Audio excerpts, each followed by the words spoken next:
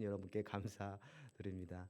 주일을 집에서 온라인 예배를 드리니까 여러분들이 보고 싶더라고요.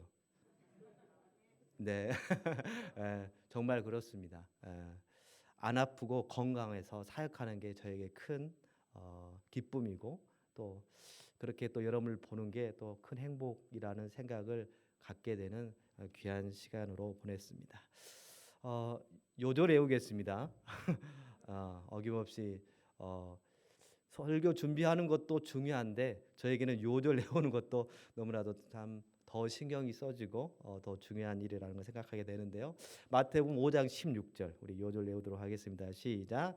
이같이 너희 빛이 사람 앞에 비치게 하여 그들로 너희 착한 행실을 보고 하늘에 계신 너희 아버지께 영광을 돌리게 하라. 아멘. 우리 다시 한번 외울까요? 다시 한번 시작. 이같이 너희 빛이 사람 앞에 비치게 하여 그들로 너희 착한 행실을 보고 하늘에 계신 너희 아버지께 영광을 돌리게 하라. 아멘. 세상의 소금과 빛된 성도로서 하나님의 영광을 위해 살아가는 저 여러분 우리 모두가 될 수 있기를 간절히 소망합니다. 지난 5월 10일은 우리 대한민국의 대통령이 취임식이 있었습니다. 문재인 대통령이 5년간의 임기를 마쳤고 윤석열 당선인이 새로운 대통령으로 취임했던 것이죠. 국민들은 새로운 대통령이 과연 어떻게 국정을 이끌어 갈 것인가에 대한 그런 기대를 하기도 했지만 한편으론 이전 대통령이 임기 동안 과연 어떻게 국정을 운영했는지 자기의 그런 생각과 소견을 나누면서 평가하는 시간을 갖기도 하였습니다. 특히 문재인 전 대통령은 퇴임하고 고향으로 내려가 퇴임 소감을 말하면서 이렇게 말하는데요. 무사히 잘 끝냈구나. 그런 안도감이 듭니다. 이제 완전히 해방되었습니다. 자연인입니다. 라고 이렇게 소감을 얘기한 것을 들었습니다. 완전히 해방되었다라고 할 정도로 임기 동안의 그런 국정 운영이 쉽지 않았음을 내비친 것이죠. 북핵 문제나 또한 일본과의 갈등도 있었고 특히나 코로나 팬데믹으로 인해서 많은 백성들이 국민들이 어려움을 겪었습니다. 이것은 모든 국민들의 어려움이었고 특히나 이것을 어떻게 이런 어려움 속에서 잘 극복해 나갈 것인가에 대한 것은 바로 지도자의 큰 문제였고 또한 고민이었을 것입니다. 그럼에도 그가 또 퇴임 인사로서 무사히 잘 마쳤다라고 하는 그런 자평을 하는 것을 볼 때 그래도 그 역시 물론 천주교이지만 하나님을 믿는 성도로서 기도하는 그러한 대통령이지 않았을까라는 생각도 해보게 됩니다. 오늘 본문에서도 지도자로서 은퇴하는 사무엘을 만나게 됩니다. 특히 그가 어떻게 사사로서 활동했는지 스스로 평가하는 것을 보게 되는데요. 이 시간 사무엘상 12장 1절에서 15절까지 본문을 통해서 하나님의 사람이라는 제목으로 함께 말씀을 나누면서 우리가 하나님의 사람으로서 어떻게 살아가야 하는지를 하나님의 사람인 사무엘을 통해서 도전받는 귀한 시간이 될 수 있기를 간절히 소망합니다. 오늘 함께 읽은 본문은 지도자가 교체되는 순간을 전해주고 있습니다. 특히 사사 시대가 끝나고 왕정 시대가 시작되는 것을 보여주고 있는데요. 이스라엘은 사무엘을 마지막 사사로 하여서 340년간의 사사 시대를 끝마쳤습니다. 그리고 이제 사울에게 기름을 부어서 왕으로 세워 왕정 시대에 접어들게 되었던 것이죠. 오늘 보면 바로 앞까지는 사울이 왕으로 어떻게 해서 뽑히게 되었는가, 그리고 사울을 왕으로 세우는 즉위식에 관한 내용이 나타나 있습니다. 사울이 왕으로 세워졌다면 이전에 지도자로 활동하였던 사사는 드디어 은퇴하게 되는 것입니다. 그렇다고 사무엘이 역사 속에서 사라진 것은 아니죠. 13장에서 사무엘은 사울왕이 사무엘을 기다리지 못하고 망령된 제사를 드린 것을 책망하면서 사울왕의 임기가 얼마 남지 않았다는 것을 예언한 바 있습니다. 그리고 16장에서는 다윗에게 기름을 붓고 사울을 이어서 새로운 왕으로 등극할 것임을 예고하여 쓴 것이요. 그러니까 사무엘은 사사로서 은퇴할 뿐이지 그는 여전히 제사장으로서나 선지자로서 계속해서 활동하였던 것을 보게 됩니다. 그래서 오늘 본문은 사무엘이 사사 직무를 은퇴하면서 백성들 앞에서 고별 설교를 하고 있는데 하나님의 사람으로서 우리가 받게 되는 교훈을 함께 세 가지를 나눠보고자 합니다. 그 첫째는 하나님의 사람은 삶을 통해 하나님의 나라를 입증해야 한다라는 것입니다. 오늘 본문 3절과 4절을 우리 다시 한번 읽도록 하겠습니다. 3절과 4절입니다. 시작. 내가 여기 있나니 여호와 앞과 그의 기름 부음을 받은 자 앞에서 내게 대하여 증언하라. 내가 누구의 소를 빼앗았느냐, 누구의 나귀를 빼앗았느냐, 누구를 속였느냐, 누구를 압제하였느냐, 내 눈을 흐리게 하는 뇌물을 누구의 손에서 받았느냐, 그리하였으면 내가 그것을 너희에게 갚으리라 하니 그들이 이르되 당신이 우리를 속이지 아니하였고 압제하지 아니하였고 누구의 손에서든지 아무것도 빼앗은 것이 없나이다 하니라. 아멘. 3절에서 사무엘은 자신이 오랜 기간 사사로 있으면서 어떠한 부정활동도 하지 않았음을 밝히고 있습니다. 그가 사사의 지위를 이용해서 백성을 속이거나 압제하거나 착취한 적이 없다는 것이죠. 그런데 왜 사무엘은 자신이 사사로 직무를 맡아 일하는 동안 어떠한 부정활동도 하지 않았다라고 백성들 앞에 밝히고 있는 걸까요? 그가 이제 은퇴하니 공로패라도 받고 싶어서 그런 걸까요? 아니죠. 비록 사울이 왕으로 세워져 왕정 제도가 시작되었지만 사무엘이 사사로 있는 동안 하나님의 통치를 받는 게, 그리고 하나님께서 세워주신 지도자 사사들을 통해서 통치를 받았다라는 게, 그런 삶을 살았던 그런 과거가 아무런 문제가 없었다는 것을 밝히고 있는 것입니다. 사무엘이 사사로 있는 동안은 하나님의 통치 아래에서 정직하고 공정하고 청렴하고 공평한 다스림이 있었고 백성들에게 착취하는 일이 없었습니다. 하지만 이제는 왕이 세워지게 되어 상황이 달라지게 될 것이라고 얘기하고 싶은 것입니다. 왕이 통치하게 되면 이방 왕들처럼 왕이 백성들 위에 군림하면서 백성들의 소유를 가져갈 것이고, 죄성이 있는 인간이 왕이 되어서 다스리게 되면 분명히 사무엘이 사사로 있으면서 있었던 즐거운 때, 공정한 모습과 청렴한 모습과 공평하게 다스렸던 모습, 정직한 모습보다는 죄 있는 왕의 모습으로서 착취하고 압제하고 억울한 일이 분명히 생겨날 것임을 사무엘은 말하고 있고 싶은 것이었습니다.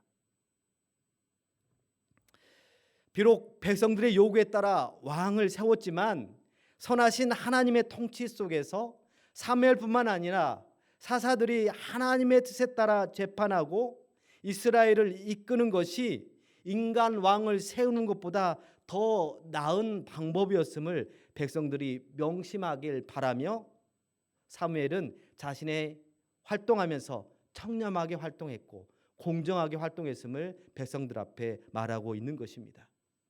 결국 사무엘은 하나님이 좋은 분이시며 하나님이 세상을 다스리는 것이 좋은 일이라는 것을 자신의 정직하고 공정하고 청렴하고 공평한 삶을 통해서 드러내고 있었던 것입니다.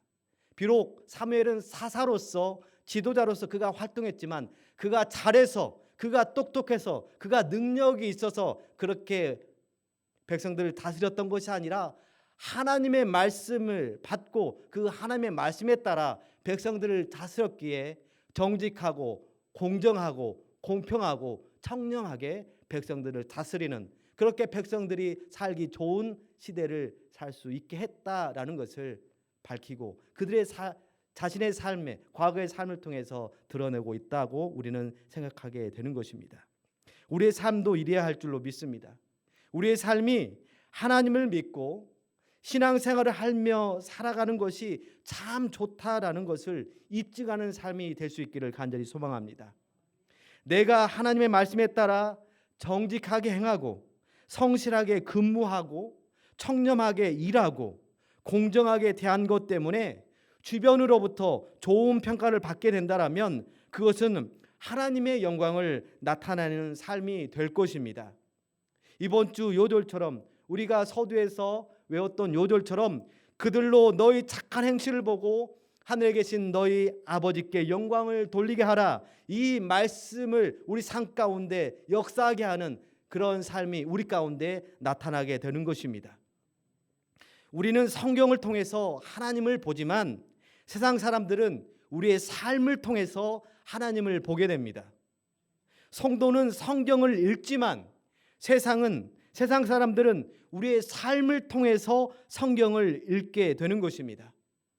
그러므로 우리의 삶을 통해서 하나님을 믿고 하나님의 나라를 살아가는 것이 얼마나 행복한 삶인지를 입증하며 사는 우리 여수 성문교회가 될 수 있기를 간절히 소망합니다.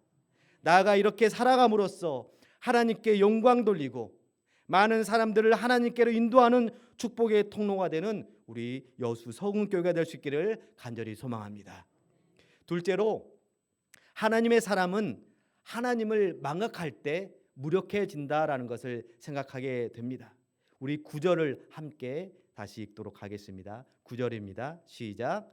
그들이 그들의 하나님 여호와를 잊은지라 여호와께서 그들을 하솔 군사령관 시스라의 손과 블레셋 사람들의 손과 모압 왕의 손에 넘기셨더니 그들이 저희를 치매.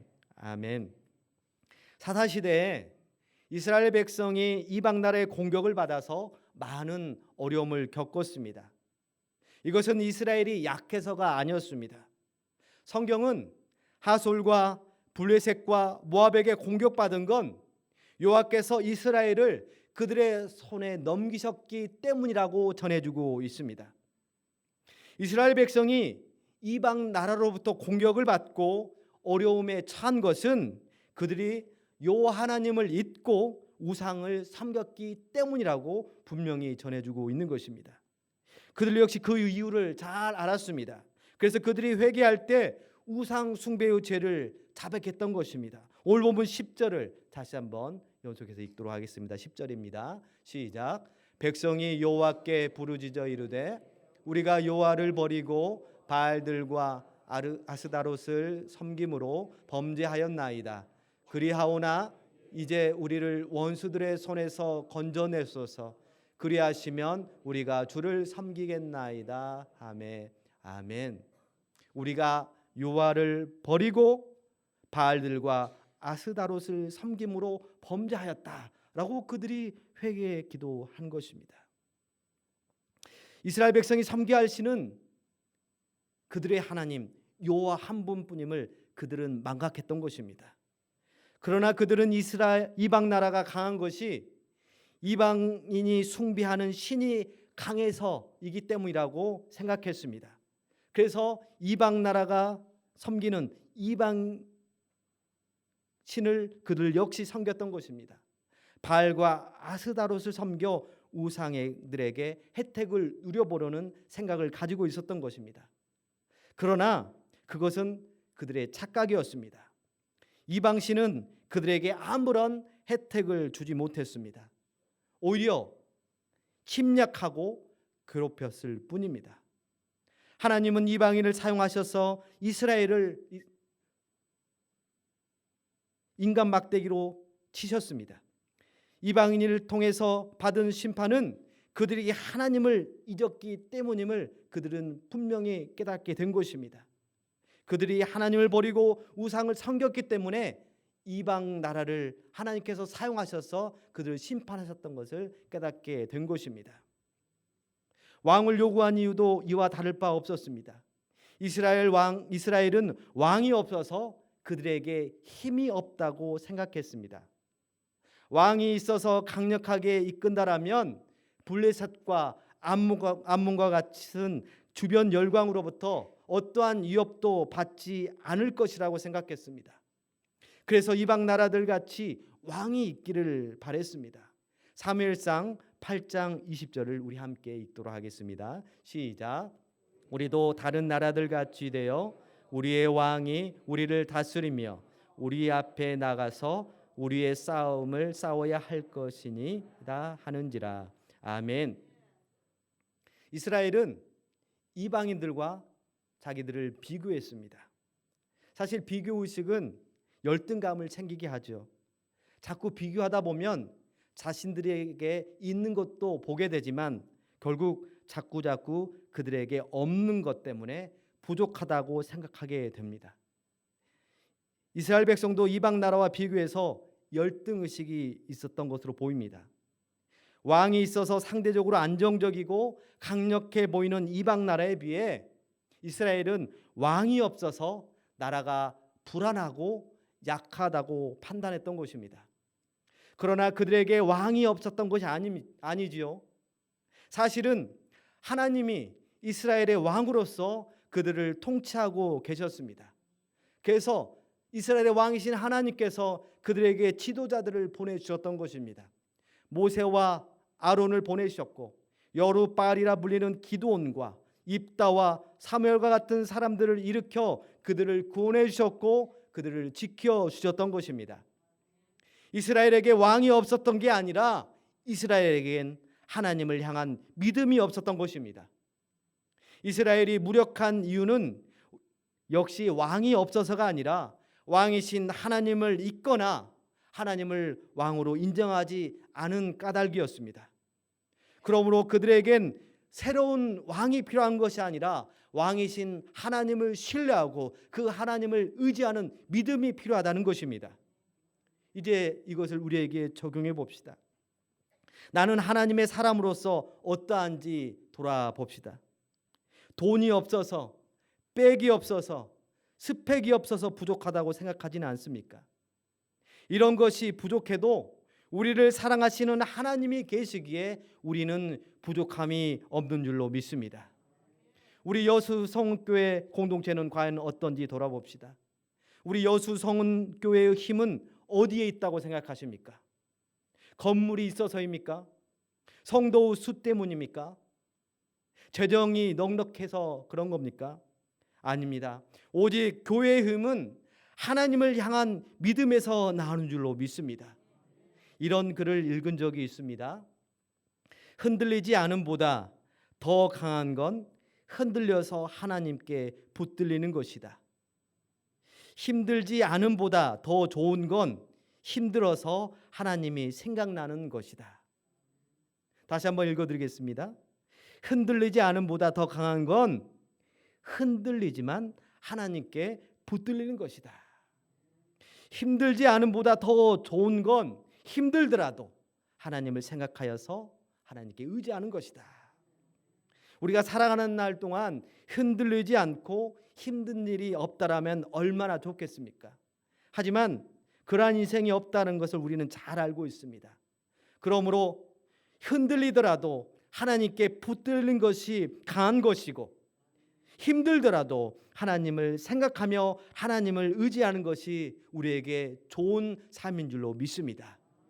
세상에서 사람의 능력을 평가하는 기준은 그 사람이 얼마나 가졌느냐, 그 사람의 경력은 어떠한가, 학력은 어떠한가, 사회적 위치는 어떠한가, 스펙은 얼마나 가졌는가, 이런 게 기준이 됩니다.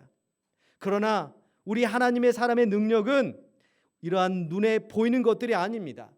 하나님의 사람에게 능력은 눈에 보이지 않지만 살아계셔서 우리 가운데 역사하시는 왕이신 하나님께 얼마나 붙들려 사느냐에 달려 있는 것입니다. 왜냐하면 하나님은 전능하신 하나님이시기 때문입니다. 능치 못한 일이 없으신 하나님이시기 때문입니다. 그 하나님이 우리를 도우시기 때문입니다. 그러므로 우리가 하나님의 사람으로서 하나님을 기억하고 하나님을 의지함으로써 능력의 삶을 살아갈 수 있기를 간절히 소망합니다. 셋째로, 하나님의 사람은 권력자 위에 계신 하나님께 순종해야 한다라는 것을 오늘 본문을 통해 살펴볼 수가 있습니다. 우리 13절에서 15절을 우리 다시 한번 읽도록 하겠습니다. 13절에서 15절입니다. 시작. 이제 너희가 구한 왕, 너희가 택한 왕을 보라. 여호와께서 너희 위에 왕을 세우셨느니라. 너희가 만일 여호와를 경외하며 그를 섬기며 그의 목소리를 듣고 여호와의 명령을 거역하지 아니하며 또 너희와 너희를 다스리는 왕이 너희의 하나님 여호와를 따르면 좋겠지만은 너희가 만일 여호와의 목소리를 듣지 아니하고 여호와의 명령을 거역하면 여호와의 손이 너희의 조상들을 치신 것 같이 너희를 치실 것이라. 아멘. 이스라엘의 왕을 세운 것은 이스라엘 백성이 요구한 까닭임을 사무엘상 저자는 우리에게 전해주고 있습니다. 너희가 구한 왕, 너희가 택한 왕을 보라. 사무엘의 설교에서 나타나는 사무엘의 선포인 것이죠. 그렇다고 왕을 세우는 방법까지 그들의 소견에 옳은 대로 하나님은 내버려 두지 않으셨습니다. 왕은 결국 하나님께서 세우신다는 것을 사무엘의 설교를 통해서 우리가 확인하게 됩니다. 왕을 세운 것은 백성들의 요구에 따라 세우게 되었지만 그 과정에서 하나님의 뜻을 묻는 제비뽑기를 통해서 왕을 선출하게 된 것입니다. 결국은 왕도 하나님이 세우신다는 것을 전해주고 있습니다. 어떠한 외모를 보고 어떠한 힘이나 또한 가문의 능력을 보고 뽑지 않았습니다. 하나님께 맡기고 제비뽑기 하였던 것입니다. 이제 왕이 세워졌으니 사무엘이 은퇴를 하면서 이렇게 말할 것으로 생각하게 됩니다. 사울왕이 여러분 앞에 있습니다. 여러분은 앞으로 사울왕의 명령을 잘 따르십시오. 그리고 그를 잘 섬기십시오. 이렇게 사무엘이 백성들 앞에 설교할 법도 한데 그렇지 않습니다. 사무엘은 백성들에게 여호와를 경외하여 여호와를 섬기며 여호와의 목소리를 듣고 여호와의 명령을 거역하지 아니하여야 한다라고 선포하고 있는 것입니다. 비록 사울을 왕으로 세웠지만 왕의 명령에 순종할 거고 왕을 섬길 것이 아니라 오직 여호와 하나님의 명령에 순종하고 여호와 하나님을 섬기라고 그렇게 강력하게 선포하고 있습니다. 이것은 백성뿐만 아니라 왕조차도 여호와의 명령을 순종해야 합니다. 만약 이것을 거역하게 되면 조상들처럼 여호와 하나님께서 그들을 치실 것이라고 강하게 경고하고 있는 것입니다. 여호와께서 이스라엘에게 허락하신 왕정 체제는 다른 나라와 달랐습니다. 다른 나라는 인간 왕이 절대 권력을 가지고 통치하였습니다. 그러나 이스라엘은 왕조차도 하나님의 명령에 순종해야 한다라고 사무엘은 선포하고 있습니다. 왜냐하면 왕조차도 하나님이 세우셨기 때문입니다. 왕이 세워졌다고 해서 하나님의 위치가 달라진 것은 없습니다. 여전히 그들의 진정한 왕, 인간 왕조차도 왕으로 인정하며 경외하며 순종해야 할 왕은 하나님이심을 정확하게 짚어주고 있었던 것입니다. 인간은 살아가면서 개개인이 살아가는 것이 아니라 사회적 동물로서 조직을 이루며 살아갑니다. 가정도 부모와 자녀라는 조직이 있고 직장도 임무에 따라서 여러 조직을 구성합니다. 교회도 마찬가지로 여러 조직이 있지요. 세상에서는 조직 내에서 성공하려면 누구의 줄을 잡느냐, 누구의 뒤를 따르느냐 여기에 달렸다라고 생각하여 그렇게 행합니다. 더 힘이 세고 더 권력이 있는 사람 뒤에 줄을 서서 한 자리 얻어보려는 마음에 그렇게 하는 것입니다. 그렇게 사람을 의식하고 사람을 두려워하여 아부하는 것이죠. 그러나 사무엘은 사람이 아니라 하나님을 경외하고 하나님을 섬기라고 하였습니다. 예수님 역시 제자들을 파송할 때에 사람이 아니라 하나님을 더 두려워해야 한다라고 말씀하셨습니다. 마태복음 10장 28절입니다. 우리 함께 읽도록 하겠습니다. 몸은 죽여도 영혼은 능히 죽이지 못하는 자들을 두려워하지 말고 오직 몸과 영혼을 능히 지옥에 멸하실 수 있는 이를 두려워하라. 아멘. 제자들이 복음을 증거할 때 분명히 방해하는 세력들이 있을 것이고 심지어 제자들의 목숨을 위협하는 세력이 있을 것인데 그러한 중에도 결코 그러한 권력 앞에 그런 사람들 앞에 무릎을 꿇지 말라. 그 권력들 앞에서 결코 믿음을 포기하지 말 것을 예수님께서는 당부하셨던 것입니다. 왜냐하면 인간 권력은 육신의 목숨만 끊지만 하나님은 육신뿐만 아니라 영혼까지 멸하실 수 있는 분이기 때문입니다. 자신의 하나뿐인 목숨을 잃게 된다라고 생각하면 그 앞에서 두려워하지 않는 것은 두려워한다라는 것은 어쩌면 당연한 일입니다. 그러나 우리는 이 세상의 삶에 연연하는 그런 자들이 아닙니다. 우리는 하나님의 나라를 소망하는 자들입니다. 이 세상은 우리는 다만 나그네 인생으로 살아갈 뿐입니다. 우리의 본향은 하나님의 나라이고 이곳에서 영생하며 살 것을 기대하며 이곳 가운데 잠깐 살아갈 때에 하나님의 말씀대로 살아가고 또한 하나님으로부터 힘을 얻어 살아가는 우리의 인생이라는 것입니다. 그렇습니다. 우리는 당장 눈앞에 보이는 권력이 더 강해 보이고 그 권력이 우리의 인생을 좌지우지할 것 같이 보입니다. 그러나 하나님의 사람은 그렇지 않아야, 그렇게 생각하지 않아야 한다라고 말씀해 주시는 것입니다. 요셉을 보십시오. 그가 보디발의 집에서 가정 총무로 일할 때에 보디발의 아내에게 유혹을 받게 됩니다. 어떻게 보면 집주인의 아내가 자신에게 요셉에게 명령한 것이죠. 여주인이 종에게 명령한 것입니다. 나와 잠자리를 함께 하자, 이러한 명령을 하게 된 것이죠. 가정의 총무이지만 요셉 역시 종 중에 한 명일 뿐이었습니다. 종이 주인의 명령을 어긴다라는 것은 이것은 큰 일을 당할 일입니다. 종이 주인마님의 눈에 벗어나서 좋을 게 뭐가 있겠습니까? 그래서 여주인에게 순종하면 적어도 누명은 안 썼을 거 아닙니까? 그러나 요셉은 눈에 보이는 여주인보다는 눈에 보이지 않으시지만 자신의 삶을 지금까지 인도하셨던 삶의 주관자이신 하나님을 바라보았습니다. 창세기 39장 9절입니다. 우리 함께 읽겠습니다. 이 집에는 나보다 큰 이가 없으며 주인이 아무것도 내게 금하지 아니하였어도 금한 것은 당신뿐이니 당신은 그의 아내임이라. 그런즉 내가 어찌 이 큰 악을 행하여 하나님께 죄를 지으리까. 아멘. 주인의 아내와 동침하는 일은 그것은 주인에게 죄를 짓는 일이죠. 그런데 요셉은 뭐라고 말합니까? 내가 어찌 이 큰 악을 행하여 하나님께 죄를 지으리까.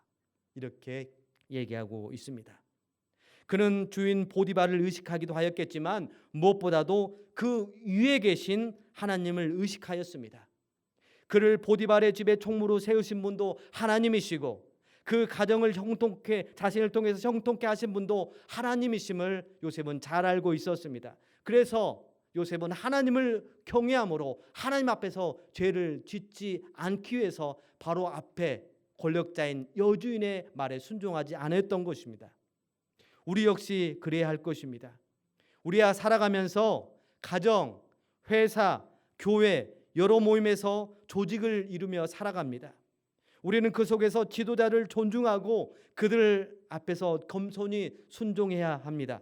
그러나 그들을 하나님보다 더 두려워하고 더 섬겨서는 안 되는 것입니다. 만일 그렇게 한다면 그것은 우상 숭배의 또 다른 형태가 되는 것이기 때문입니다. 우리가 속한 조직 안에서의 모든 결정은 하나님의 말씀에 순종하는 결정을 해야 할 줄로 믿습니다. 결코 사람을 두려워하거나 사람을 의존하려는 마음에 그렇게 한다면 사무엘의 경고와 같이 하나님의 심판에서 결코 벗어날 수 없게 될 것입니다. 우리의 미래는 우리가 속해 있는 지도자가 책임져 주지 않습니다. 물론 어떤 지도자 밑에 있느냐에 따라서 우리가 영향을 받기는 할 것이겠죠.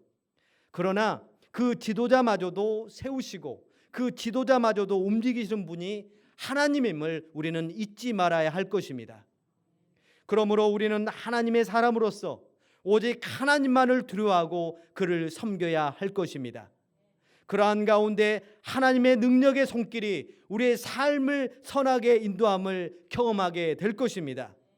정치가 혼란하고 경제가 흔들리고 코로나로 인해 미래가 어두워 보이지만 하나님께서 우리의 왕이시기에 우리의 미래는 반드시 형통케 될 줄로 믿습니다. 그런 믿음 가운데 승리하고 하나님의 영광을 나타내며 살아가는 저와 여러분, 우리 여수성교회가 될 수 있기를 주님의 이름으로 축복합니다. 우리의 말씀을 생각하며 우리 함께 찬양하겠습니다. 오늘 이곳에 계신 성령님 함께 찬양